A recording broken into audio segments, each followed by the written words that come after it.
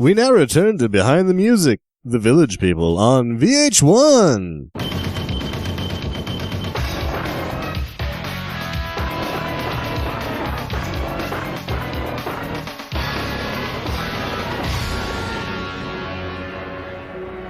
The year was 1978, and the Village People had just hit mainstream with their success with their hit single, Macho Man.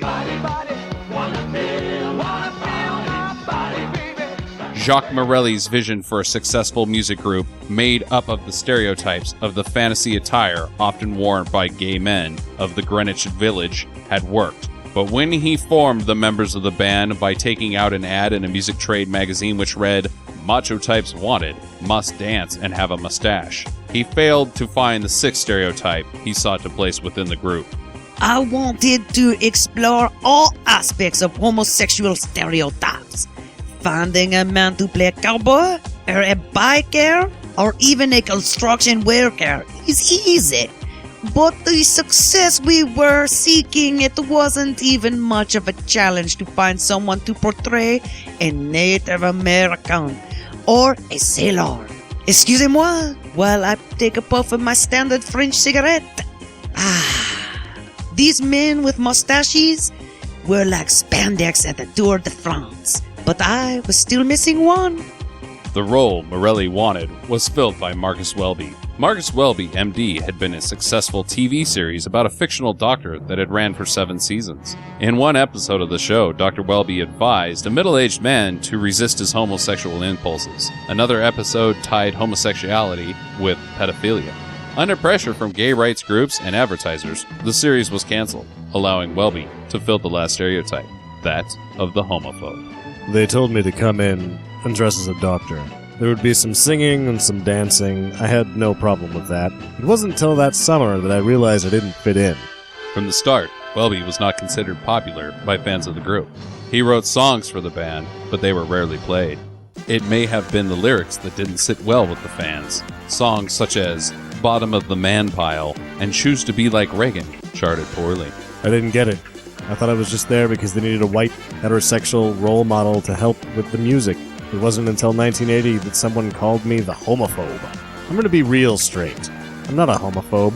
Queers and dykes can choose to do whatever they want to do, just as long as they don't talk about it in public. I had overestimated how much people enjoyed stereotypes. I mean, sacre bleu, look at moi. I have pencil mustache, red beret, white and black striped Breton shirt. I drink 3 bottles of wine just before noon, and I'm holding a baguette. Je suis magnifique. Welby's time was coming to a close with La Village, the Village People. By the time the feature film Can't Stop the Music was being filmed, his role was completely cut. I was really upset that my scenes were all cut before principal photography began on the set. I thought that I would become the next Robert Redford, but then I saw the film. I was like, oh thank God, I wasn't in that massive train wreck. Welby now lives in Reno and spends most of his time behind Tacos, Tacos, Tacos, getting tugged off by Terry.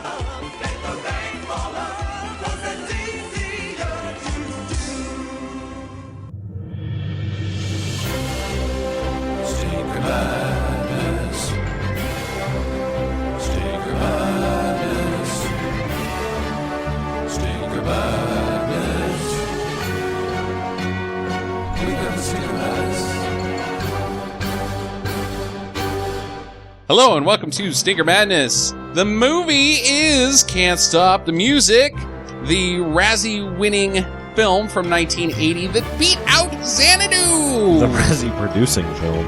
Oh, yes. As we'll later learn. Chock full. It is Jackie's pick this week. Yep, I'm pretty excited. I have not seen this movie, but I have great expectations based off the cover that I saw on Netflix. I'm going to be honest, I had never even heard of this movie until we did the Xanadu episode, because I thought for sure Xanadu was a lock on the Razzie, and the fact this beat out Xanadu for the worst movie of the year, wow. And that together they came to form the Razzie. Yeah. It was like, yeah, exactly. I can't believe this shit. I have to make something because of it. Well, the reviews on IMDb are actually pretty positive, that it's an entertaining and fun and just a mess and good and everything that you would want in a bad movie. So I look forward to it. Let's get it started with the streaming do's and don'ts this week. Starting with 2 right out of the gate. These are all Netflix movies from Christopher Coppola. Number 1, Dracula's Widow, starring that guy from Home Alone 3 and apparently the lady from the Emmanuelle movies. Oh, and the guy was also in Twin Peaks. Oh, yeah. Oh, yeah, the guy from Twin Peaks. Yeah, great. Thoughts? I liked that one. That was fun. Yeah, I liked it too. I thought it was kind of fun. I'd say do. It's a turd. It stinks. It takes place in a wax museum, It's kind the of. second worst Dracula movie I've ever seen in my life. It doesn't manage to really get it wrong as much as, was it Dracula 3000. 3000. I With can't remember which thousand it was. CVD and Erica Laniak and Tiny Zeus Lister and Coolio. Yeah, it didn't get it all that wrong. Even though it would have had Dracula 3000 not existed. This would be the worst. It's a real bad film. It's real bad. And it is thoroughly entertaining throughout the entire thing. I really like it. It's Yeah, really me too. funny. I liked the scenes when she was talking to the Van Helsing descendant, and she was just really upset that, like, things didn't go her way. Yeah. She's been dead or asleep for however long. I was like, really? All that bad stuff happened, and now I'm just some middle-aged tart wandering around the streets with nothing to do? And he's like, yeah. It's like, well, that sucks. I don't like it. I also like that she has been reawoken from the times of Vlad, when Dracula was killed by Van Helsing, I guess it's not during Vlad's time, but it takes place after Van Helsing stakes Dracula in Bram Stoker's Dracula. As weird to believe, And yes. she has been dead this entire time, and then reawoken into modern times, and she has no qualms with it. She's like hailing taxis, going to bars. She has no concept of anything weird, like no culture shock at all about 80s New York, I think is where it's supposed to take place at. I don't know. It was in L.A. Was it in LA? Yeah, he doesn't really, like, he shoots outside of his house, I think. Yeah. Well, I'm sure it was filmed in LA, but it did take place in LA. Because in the streets, you know how, like... I don't know, because it's just so obviously Main Street L.A. that it's hard to, like, yeah, but you know think how about whether or not it films was that meant to take be. place in New York always look one way, where it's always night, the streets are always wet, and the sewers always have steam coming out of them. Yeah, you know, I'd go so far as to say that the ones that I really recognize the most are the Long Island films. Like, when something's shot on the Long Island, there's just shit everywhere. It's like the dumpiest town ever. You're like, oh, they shot in This Long looks Island. dumpy. That's what I'm saying. This is Like, Long Island. It's one of those spooky, like, whoa, the streets are, like, cold and icy and foggy and, like, evictions of... Or not evictions. Evictions. Get the fuck out of here. Evictions of tenants. Yes. Because the rent is too damn high. The rent is too damn high in New York. That is true. I always think about the manhole covers, you know, like you said, with the steam coming up. Uh-huh. And I know that it's not what I'm going to say it is, but in my imaginative mind, it's the rats huddled around a little smoking barrel of shit. With And they're dicks like, this God, big. it's so cold. And then the smoke from their warmth barrel in the sewers is Yeah. what's coming up the manhole. Yeah. Or it And- could be the alligators that are on fire. As an immediate correction to bashing the people of Long Island, I would say, clean that shit up. But they did. They did. Yeah, it's just Long Island 1980. Ew. Well, Dracula's Widow, yeah, hell of a good time. I think part of my favorite, why I recommend this film, is because it is very gory. Very, very gory. Like, lots of gore makeup, people's bits are flying all over the place. But, and so it's like top-notch effects, visual effects, or special effects, excuse me, makeup and things of that nature. But it is really bad acting. Like, horrendously awful acting. Nobody is believable, but you're presented with these, like, gruesome scenes, and everybody's like, whoa, that's a lot of body parts. What happened here? It's laughable. It is completely laughable. It's a total dichotomy in what they're trying to present and portray. The horror of things, but you're cracking up at these nutsacks on your tube going, derp. Yeah, it is. And it's just funny. But I also thought that it was just peculiar that the one set of tits that you expect to see are Sylvia Crystal's. Uh-huh. Because she's in Emmanuelle. Right? Which is basically a French porno. And you Softcore. don't... Well, actually, it was Jules Jochen, I believe, that directed that. Okay. His name's... when you read it, it really seems like his name is just Jackin. Just jacking. Nice. That's not it. Used Used Jochen. Jochen. Just jacking. Just jacking. Directed a French porno movie. Some of the best hard R's, what became the erotic film genre is basically invented by Just jacking or just jacking. Just jacking.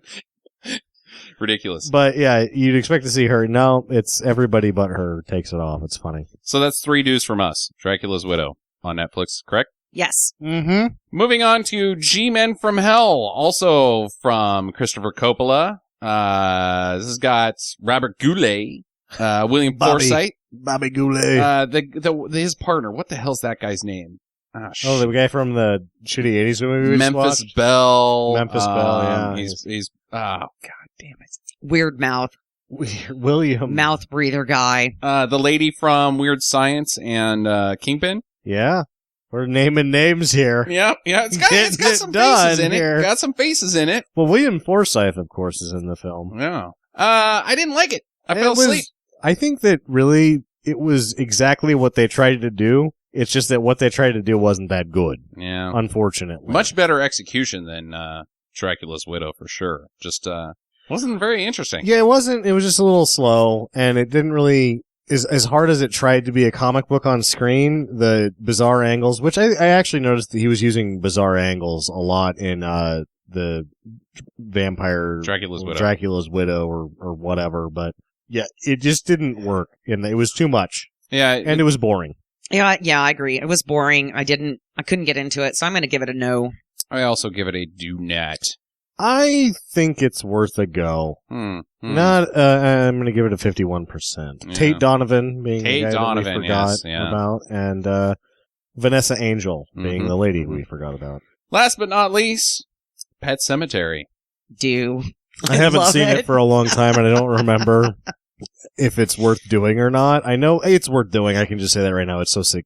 So is Cujo. They're both just fun. But the thing that I don't get about Pet Sematary is the guy that's like, he wants them to go put him in the pit. Don't go out there. Don't go up on that. Yeah, whatever you do, don't bury a son up there. Why did you tell me about this place then, you dickhead? This is like TV for that guy. It is. That guy just sits in his house and watches people's lives get ripped apart. Did you know by undead zombie children and animals? Is? It's the Herman Munster. Herman Munster. Yeah, absolutely. Yeah. Oh. Or the judge from My Cousin Vinny. Oh yeah, that too. Absolutely. I loved it. Yeah, I really enjoyed it. I had never seen this movie in my life. I had escaped the 80s, never having watched it. My mother would never allow me to watch such vile filth about, I don't even know what this film is about. Resurrected pets and children. Is it? It's about, the cat gets hit by like a fuel truck, right? Oh, the truck, dude. The truck is so big that there wouldn't be any cat left. I'm going to be honest with you. Yeah. They don't actually show it. What they show is the cat that's been frozen onto the grass, and they have to peel him off like a piece of Velcro. No, I mean, it was like a fruit fucking roll up. Yeah. Don't take that fruit roll up past the several rocks and the waterfall over there. You know, don't do that. If you take that over there, it'll become a very evil fruit roll up cat. I like the fact that they buried nothing in Pet Sematary. Nothing gets buried ever in this film. Just take it up there and set it next to a bunch of fucking rocks. No, there's two cemeteries. There's Pet Cemetery where, oh yes, it's a lovely place because of the fast truckers. Oh well, we gotta bury our dead animals over here. But if your cat dies, we're gonna take it to a fucking Mymech ancient burial ground that's on top of a goddamn mountain that takes you 15 hours to get there. The cat gets hit in the morning, and then they get to the top of the mountain at 3 a.m. I'm pretty sure that cat was smelly. It's a nice hike to some really spooky shit if you don't have a dead fruit roll-up cat. I love this film because it is praised as one of his best, Stephen King's best adaptations, anyway. Best adaptation, and it is the dumbest story ever. I liked you know what? I remember a lot about this film as we're talking about it. I enjoyed the feeling of it. Like, the first half of it where you see everything, like, it's shot well. I think that nice. The score really, the score adds to things. The score does, absolutely. The score really adds to things. The whole time you're watching, you're just like, why don't you put in some speed bumps? Those truckers are going too goddamn fast. They gotta fucking get the shit where they're going. You live on the wrong fucking road. That's the thing. The problem with Pet Sematary Town is Everybody lives on like 40 acres, and then they built their house right next to the highway. Mm-hmm. You know what? Get a bulldozer and Move it back 20 feet. Move it back. Oh, and they're the worst parents. Oh, and Denise Crosby. Oh, I was so happy when she got it. I hate that Denise Crosby. as proclaimed on many episodes of Sneaker Madness, I am not a fan. Yeah, she needs to get hit by the tar monster every time. Yeah, totally do Pet Cemetery. Even if you saw it as a kid, as Jackie did, or when you said you saw it about 10 years ago. Yeah. You revisit it. What I'll say it's a blast. Is I think it's been probably 8 years since I watched it, but like as we're talking about it, I just remember things. Yeah. It's a fun movie to watch, and it's actually, for being a not good movie, it's very well made. Yeah, it's well made, but oh boy. It's not dumb. good. Yeah, Stephen King really nails it as the preacher, too. Oh, yeah. When they're burying the He was kid. actually the best actor in the film. Yeah, he was. Nice. Well, there's your streaming do's and don'ts. Jackie, what have you got for Good Neighbor, Bad Neighbor? My first good neighbor, bad neighbor is Scooby Doo. Oh, God. Scooby Doo. The dog. The dog. I mean, The dog. Okay. All right. From wow. the cartoons, not the people.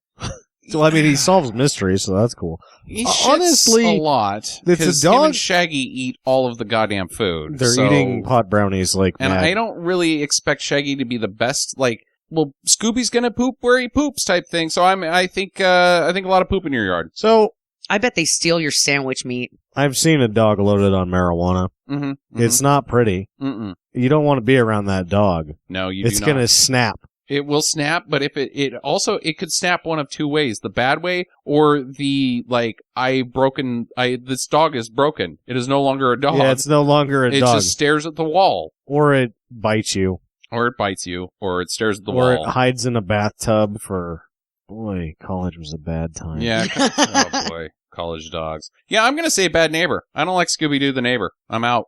Too much pot. Shaggy's a douche. I don't really have He's a problem ruined. He's with broken. Scooby. It's the damn guy that did that to that dog. If he's not all loaded on the Scooby snacks, as we'll call them, I bet he's all right.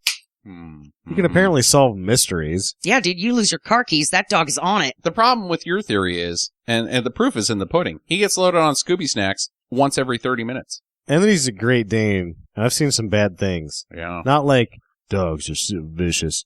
I watched a Great Dane knock somebody over and then just piss right all over them. Ew! Yeah. Just pee. Because they're big enough to, like, dominate people, and they're not mean. I mean, that's mean. When you knock somebody over and you piss all over them, that's actually super mean. I'll rephrase that. But they're not vicious. They're just dicks. Ruh-roh. Ruh-roh. Scooby would, like, knock you over, eat your hot dog, and then piss in your face. Mm-hmm. Yeah, Bad Neighbor. Jackie? Mickey Mouse. Oh, you never told us your Scooby-Doo Oh. thoughts. I would say good neighbor. He can help me solve crimes.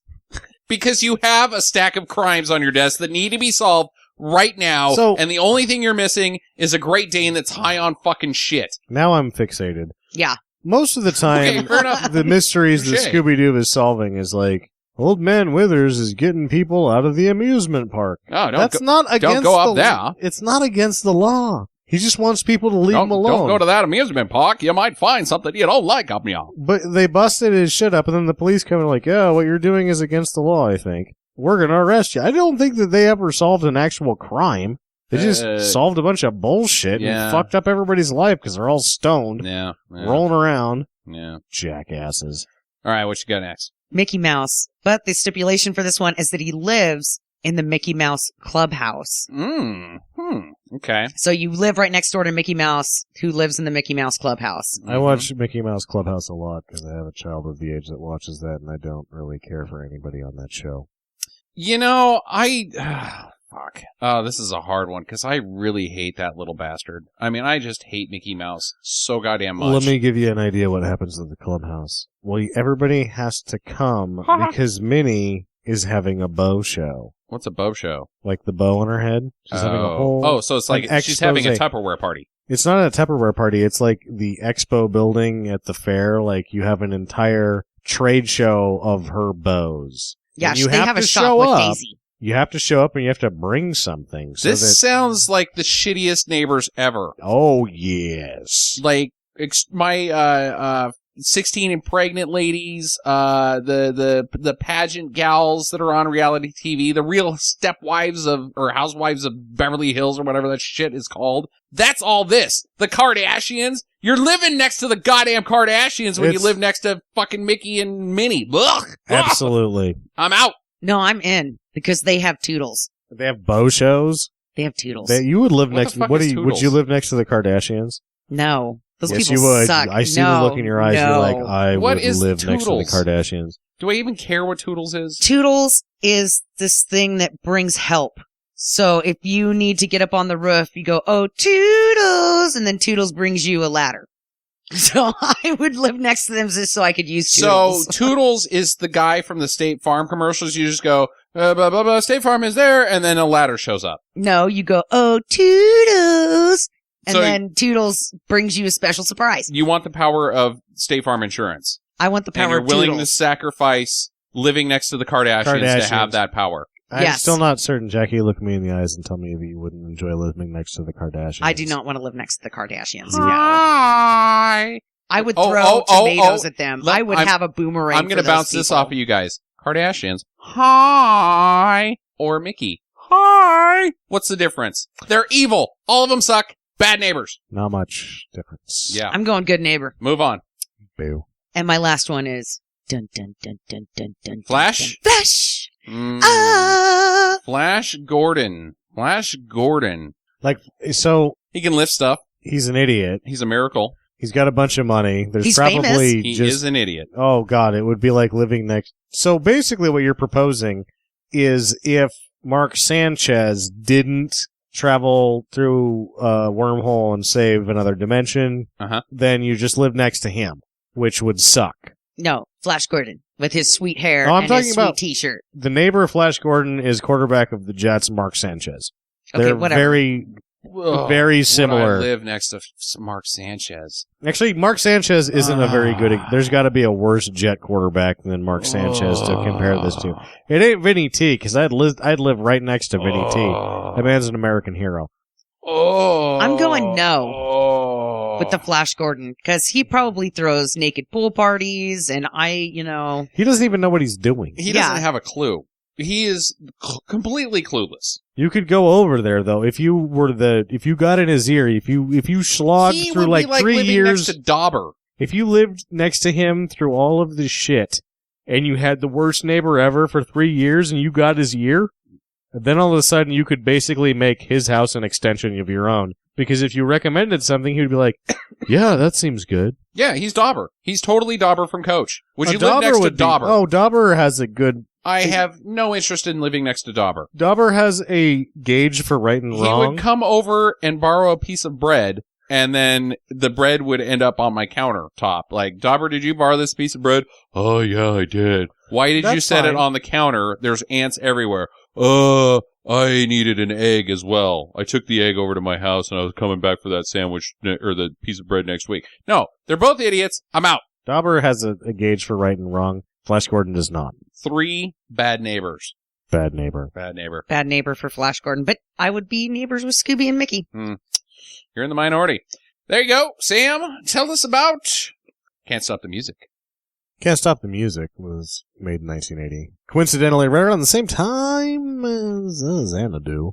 Directed by Nancy Walker, who started as a stage comedian and screen actress. She was Mildred on McMillan and Wife, and Ida Morgenstern on The Mary Tyler Moore Show, as well as its spin-off, Rhoda.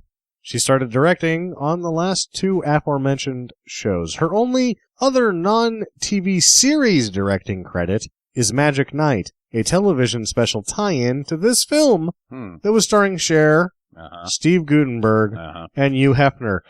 Because the Village people were good enough for the big screen, but Hugh Hefner and Cher weren't. Gutenberg gets to be in both. Yeah. Wait, Gutenberg's in Can't Stop the Music? Fuck yeah. Oh, boy. Well, I guess I could scratch that note off for later, but whatever. Mahoney. The film is written and produced by Alan Carr, who was a producer on Grease, its sequel, and Cloak and Dagger, among only several others. He is more known for managing such heavyweights as Tony Curtis, Peter Sellers, Rosalind Russell, and Diane Cannon. Wait, what does this guy do? He was a He's manager. the producer? He's a producer-writer of this film. of this film. Managers have no business doing that. Yeah. Yeah. Okay, continue. Can't Stop the Music was Bruce Jenner's film debut after becoming Caitlin, huh? famous for 3 world record-setting performances in the decathlon. A gold medal win at the 1976 Olympic Games, Jenner's record stood from 1975 until shortly before this film's 1980 release. Jenner's appearance in Can't Stop the Music was his only film role until 2011, when he appeared as himself alongside Al Pacino in Adam Sandler's Jack and Jill, which, like Can't Stop the Music, won the Golden Raspberry Award for Worst Picture. After starring in those 2 debacles, Bruce Jenner became a lady. Anyway, it's interesting that he bookended for his part. I'm going to edit out that joke. That was yeah, terrible. no, you should leave all of it in because it sucks. He was just on the cover of Vogue magazine. Oh, fuck. Yeah, You know who cares about Bruce Jenner becoming a lady? You. No, I don't. I think No, he's kind you of an do. ugly lady. You do. You're excited about it. Mm. He looks better than his ex-wife. Oh, yeah, like a lot better.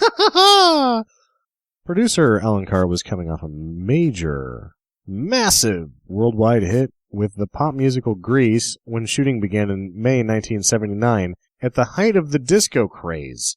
Carr took a hands-on role with the production and personally directed and cast the male athlete extras for the YMCA musical sequence. He had attempted to cast Grease star Olivia Newton-John for this film as Samantha, but after discussions between her and producer John Farrar and Morelli, who would write Newton-John's numbers, Newton-John instead signed on to play the lead in Xanadu. Yeah, she was busy. Yep.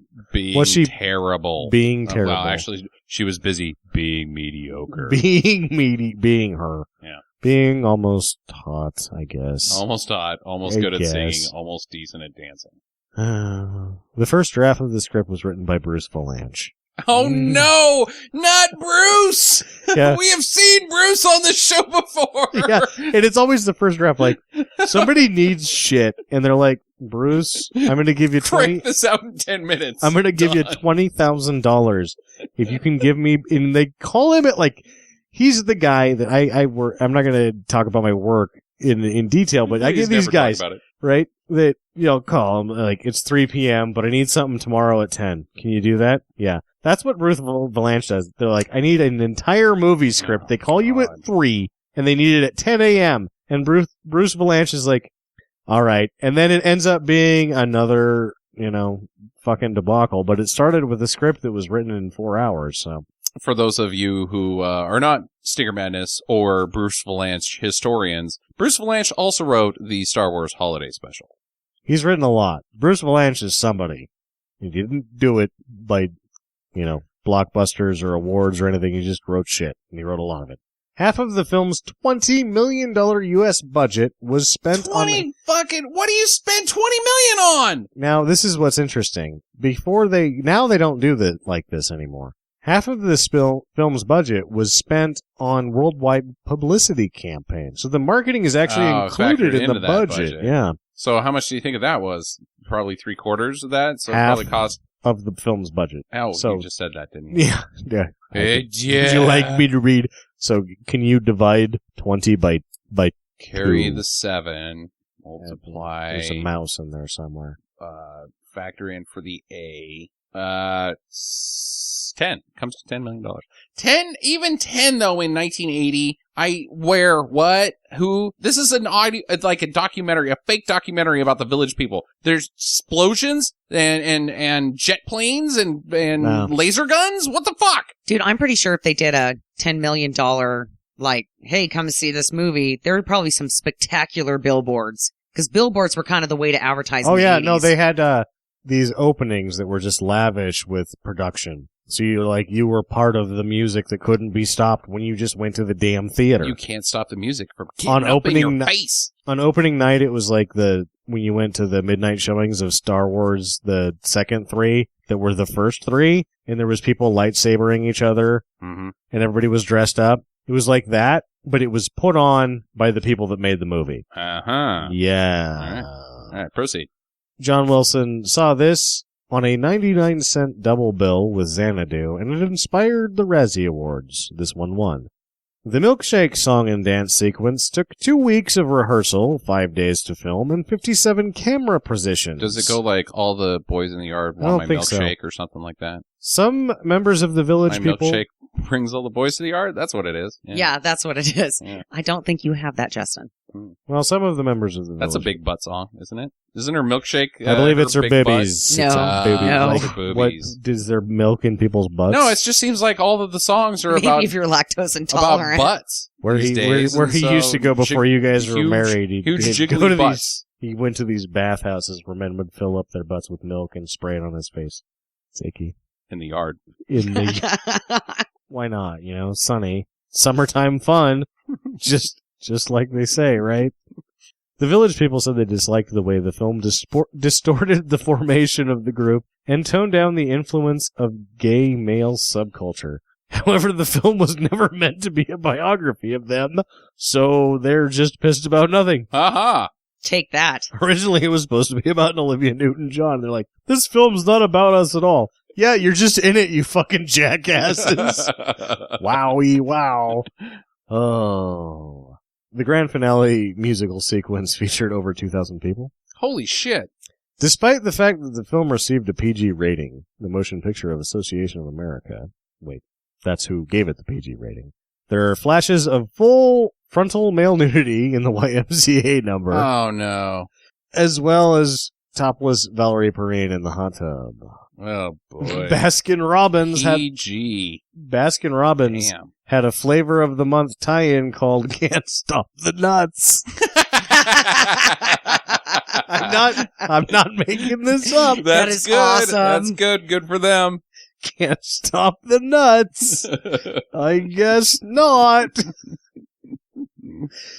Yep, there was a lot of store tie-ins with that, and there's some product placement in this film. Bruce Jenner ultimately chose to appear in this film instead of a role that had been written for him in Airplane. That role later was filled by Kareem Abdul-Jabbar, Okay. who didn't become a lady because he wasn't in this movie. Uh-huh.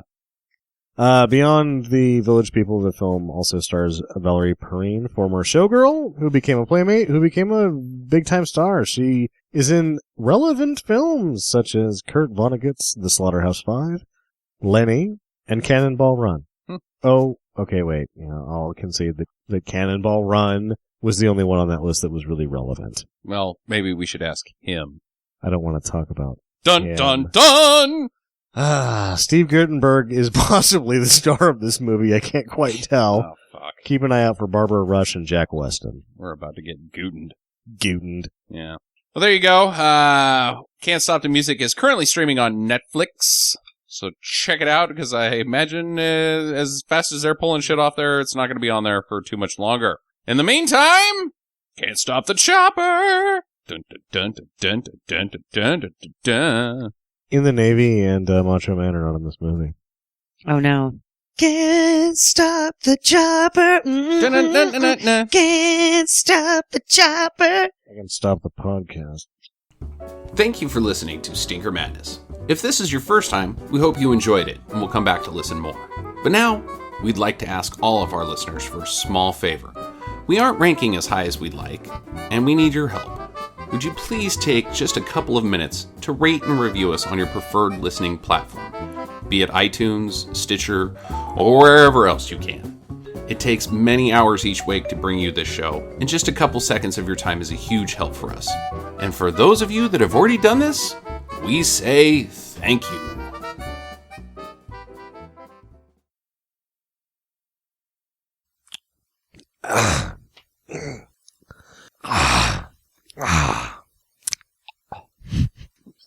What the fuck, dude?